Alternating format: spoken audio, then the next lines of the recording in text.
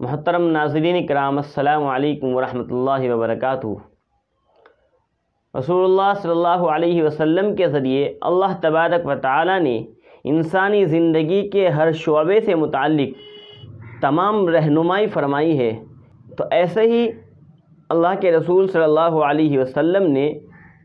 بیماریوں سے بچنے کے لیے دعائیں بھی ارشاد فرمائی ہیں اور بڑی بڑی بیماریوں کے علاج بھی تجویز فرمائے ہیں۔